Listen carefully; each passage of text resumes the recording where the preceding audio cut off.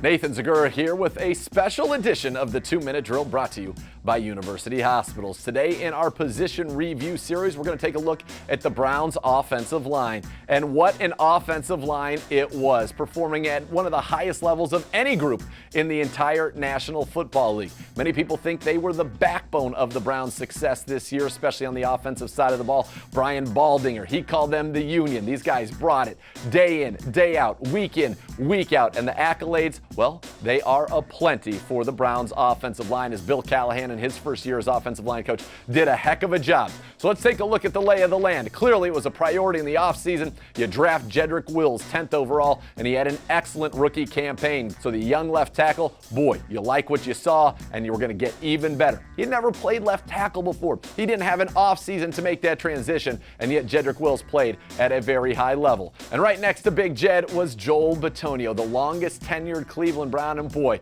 what a treat for him to get to be a part of this turnaround this year. Bitonio rewarded for his great play on the field with another big season of awards, going to the Pro Bowl once again, and he was named second team All-Pro at left guard. Bitonio on the season was the #1 pass blocking guard at Pro Football Focus, #6 overall. The man in the middle, J.C. Tretter, your center, I think one of the most underappreciated players in the entire NFL. He was Pro Football Focus's #1 graded pass blocking center, #4 overall. Yet no accolades for him. All J.C. Tretter does is show up and work and play at a high level every single week. Heck, part of the time this year he's acting as de facto offensive line coach late in the season when COVID hit this room. He is tremendous and a great asset to the Browns. Now as you go down the line, here comes Wyatt Teller.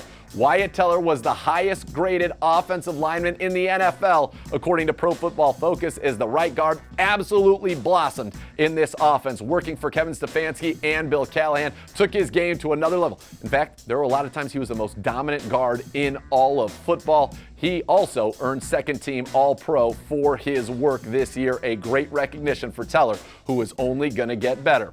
And then you got Jack Conklin, your right tackle. Conklin, first team All-Pro, a tremendous season. The big free agent signing who had been with Tennessee came in, and frankly, he was spectacular. So those are your starters. A lot of awards, a lot of accolades, and the best news is they are all slated to be back in 2021. All right, we know that starting five is going to be back, and they're great, but you always need depth on the offensive line, and 2020 proved that for the Browns, and they had reliable, quality depth. Chris Hubbard, who has started 48 games in his career, was a full-time starter for the Browns for 2 years. He made starts at right guard and right tackle and did so at a high level before suffering a season-ending injury of his own in Week 15 against the Giants. Kendall Lamb, a guy who's made over 25 starts in the NFL. He made starts for you this year, filling in not only as a starter, but then against the Chiefs in the playoffs, coming in and playing some left tackle when Jed Wills went down on the first play of the game for the Browns offense. And then there's Nick Harris, the team's 5th-round pick out of Washington, drafted as a center, forced into action as a guard when Hubbard went down against the Giants. He stepped in and then started at guard the following week against the Jets before his season ended with an injury.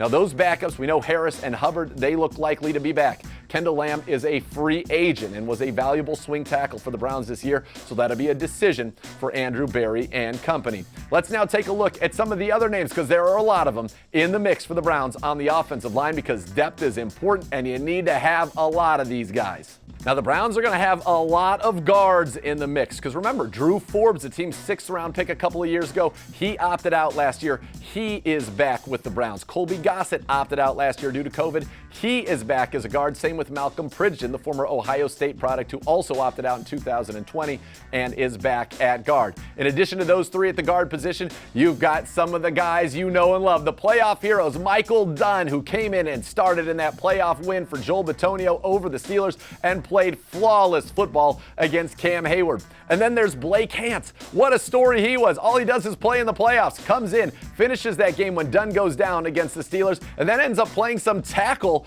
in the game against the Chiefs when he had lost both Jed Wills and Kendall Lamb in that one. So Hance, he's in the mix. So some young guys who have been in pressure situations competing with some of those who are returning after opting out of the 2020 season. The Browns also have a couple of centers on the roster this year as well. Anthony Fabiano, who had spent time with the team in the past, was signed to the active roster late in the season and active throughout the playoffs. There also is Javon Patterson, a center who spent the season on the team's practice squad.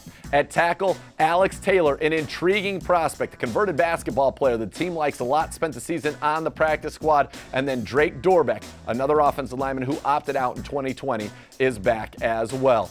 So this is a room that is very talented. We're talking about 3 guys named to the All-Pro first or second team, Pro Bowlers, you name it, you got it. First-round picks, talent everywhere, underappreciated megastars, in my opinion, like J.C. Tretter. You had good quality depth. Now, Kendall Lamb, a free agent, that's a question there. You've got a lot of young guys hungry to fill in, and you can never have enough good offensive linemen. So a lot of guys in the mix for Bill Callahan and company to mold in 2021. This has been our position review of the Browns offensive line. For the latest on your Browns, keep it tuned to cleanbrowns.com and the Browns mobile app. And of course, check out our YouTube channel at youtube.com/Browns. This has been the Offensive Line Position Review Special Edition of the 2-Minute Drill, brought to you by University Hospitals.